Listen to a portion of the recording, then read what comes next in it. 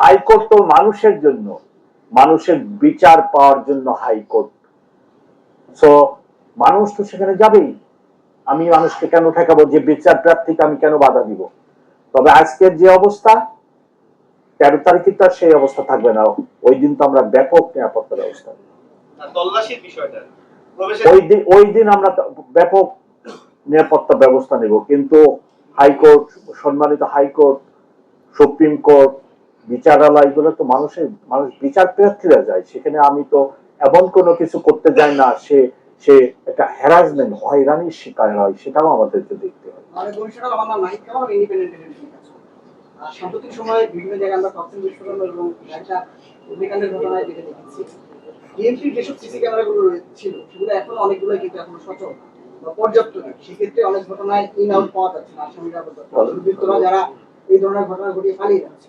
এটা কি আপনাদের ব্যর্থতা যে এতদিনও আপনাদের আসলে বিএনপিতে সিসি ক্যামেরাগুলো পুনর্নির্মাণ করা সম্ভব হয়নি? এখানে আসলে সংকটটা কথা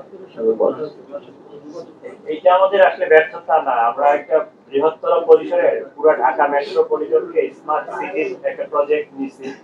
এটার একটা ফাইনান্সিয়াল ইনভলভমেন্ট আছে। আমরা আশা করি এটা বরাদ্দটা পাইলে আমরা আর এই ক্ষুদ্র ক্ষুদ্র স্কেলে এটা করতে যাচ্ছি না, পুরো ঢাকা সিটিকে একটা নেটওয়ার্কের আন্ডারে নিয়ে আসতে যাচ্ছি।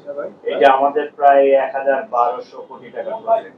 এটা অলরেডি প্রজেক্টটা টেকনিকে আছে। এটা পাস হলে পুরো ঢাকা সিটি আমাদের সিসিটিভির আওতায় চলে আসবে।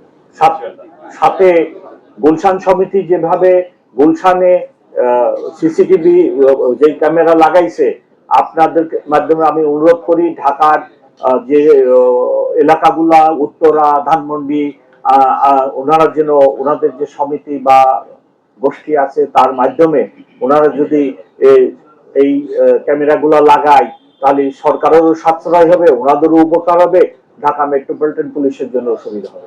আমার মনে হয় আমাদের সময় আমরা শেষ করে দিই। লাস্ট একটা প্রশ্ন, সামনে একটা লাস্ট ওয়ান।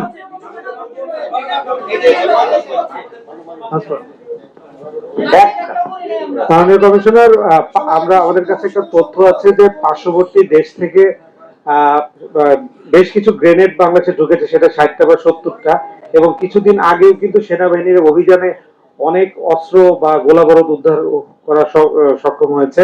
তো আবার কিছুদিন আগে 13 তারিখ নিয়ে পুলিশ হেডকোয়ার্টার থেকে বলা হয়েছে রাজধানীর 5টি স্থানে বড় ধরনের নাশকতা হতে পারে বলে শঙ্কা জানিয়েছে।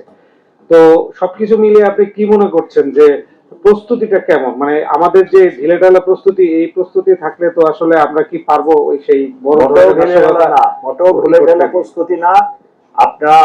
আপনি will have a cup of tea with my additional commissioner ops at his office, এবং তার যে প্রোগ্রামটা সম্পর্কে জানেন, দেখবেন যে মোটেও ঢিলেঢালা না। আমি আজকে আরো জোরদার করছি, আমি আরো অন্যান্য এজেন্সি এই অফিসারদেরকে আজকে নিয়োগ করছি। Only one question left. The lady,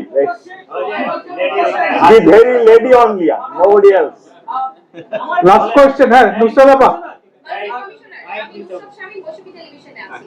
আমরা দেখেছি বিগত কিছুদিনে বেশ কয়েক জায়গায় ককটেল বিস্ফোরণের ঘটনা ঘটেছে। এর মধ্যে অন্যতম এনসিপির সামনে থেকে একজনকে হাতে ধরা হয়েছে।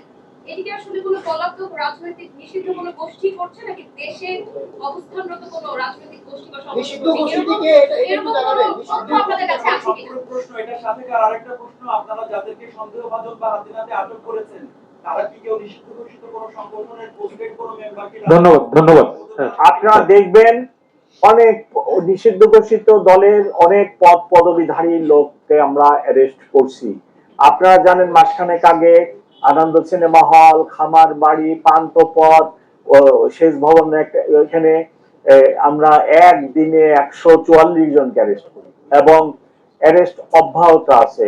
শের বাংলানগর থানা গত সপ্তাহে যেগুলো ধরছে সবগুলো পদবিধারী। এবং ফাইনালি শেষ কথা, গতকালকে ড্যামরাতে বাসে আগুন দেওয়া অবস্থায় যে ব্যক্তিকে ধরা হয়েছে তার বয়স 32 এবং সে সুনির্দিষ্ট একটি জেলার লোক, এবং তার ব্যাগে বিভিন্ন ধরনের ভোট মানি